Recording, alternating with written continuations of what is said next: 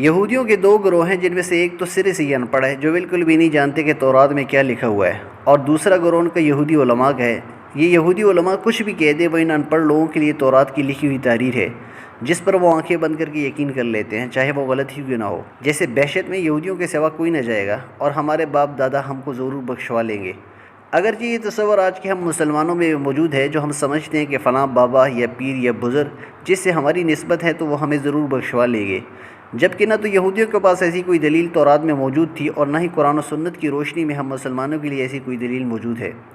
قرآن اس پر کیا دلیل دیتا ہے، آگے چل کر ہم آپ کو بتائیں گے۔ اگرچہ قرآن کہتا ہے ہم ان دونوں گروہوں میں سے یہ امید نہیں کر سکتے کہ وہ ایمان لائیں گے، کیونکہ ان کی قسمت میں ہی تباہی اور بربادی لکھی ہوئی ہے، کیونکہ انہوں نے اپنے ہاتھوں سے آیات الہی لکھی اور انہیں اللہ کی طرف منسوب کر ڈالا، جس کے بارے میں قرآن کہتا ہے فَوَيْلٌ لِّلَّذِينَ يَكْتُبُونَ الْكِتَابَ بِأَيْدِيهِمْ ثُمَّ يَقُولُونَ هَٰذَا مِنْ عِندِ اللَّهِ لِيَشْتَرُوا بِهِ ثَمَنًا قَلِيلًا فَوَيْلٌ لَّهُم مِّمَّا كَتَبَتْ أَيْدِيهِمْ وَوَيْلٌ لَّهُم مِّمَّا يَكْسِبُونَ۔ پس ہلاکت اور تباہی ہے ان لوگوں کے لیے جو اپنے ہاتھوں سے شرح کا نوشہ لکھتے ہیں، پھر لوگوں سے کہتے ہیں کہ یہ اللہ کے پاس سے آیا ہوا ہے تاکہ اس کے معاوضے میں تھوڑا سا فائدہ حاصل کر لیں۔ ان کے ہاتھوں کا یہ لکھا ہوا ان کے لیے تباہی کا سامان ہے، اور ان کی یہ کمائی بھی ان کے لیے موجب ہلاکت ہے۔ جیسے کہ تورات میں لکھا تھا کہ پیغمبر آخر الزمان نہایت ہی خوبصورت، سیاہ بال، میانہ آنکھیں اور گندبی رنگ کے پیدا ہوں گے،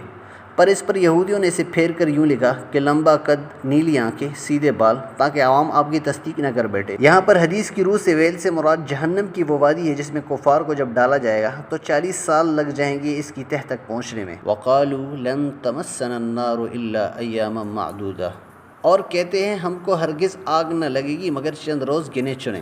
اس آیت کی روح سے دیکھا جائے تو یہودی سمجھتے ہیں ہمیں 40 دن جہنم میں رہنا پڑے گا، کیونکہ یہودیوں کا ماننا ہے کہ دنیا کی کل مدت 7,000 سال ہے، اور ہر سال کے بدلے ایک دن ہمیں عذاب ہوگا، تو صرف 7 دن ہمیں جہنم میں رہنا پڑے گا۔